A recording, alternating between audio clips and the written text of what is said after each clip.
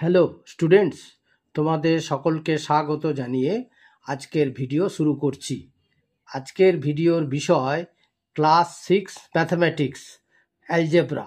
তাহলে সেই অ্যালজেব্রার থেকে দুটো অঙ্ক নিয়ে তোমাদের এখানে সমাধান করে দিয়েছি।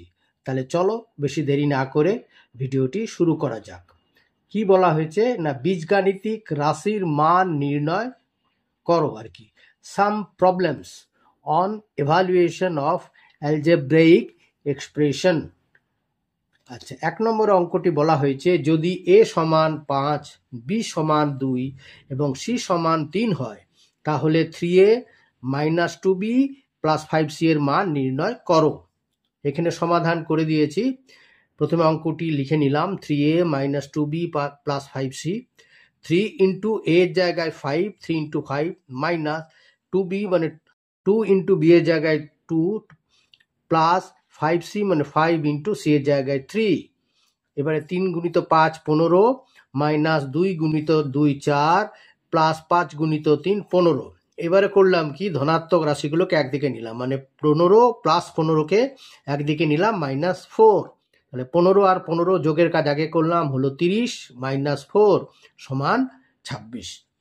এবারে নাম্বার 2 এ বলা হয়েছে যদি x সমান -1, y সমান -2 এবং z সমান 3 হয় তাহলে x square minus yz minus zx এর মান নির্ণয় করো। সমাধান করে দিয়েছি।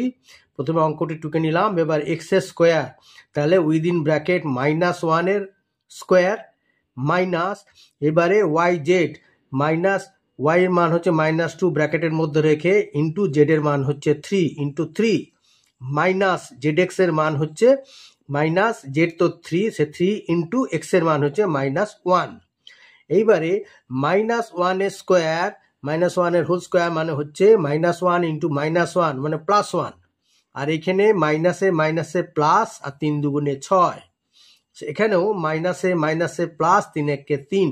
তাহলে 1 + 6 + 3 = 10। ঠিক আছে। আচ্ছা,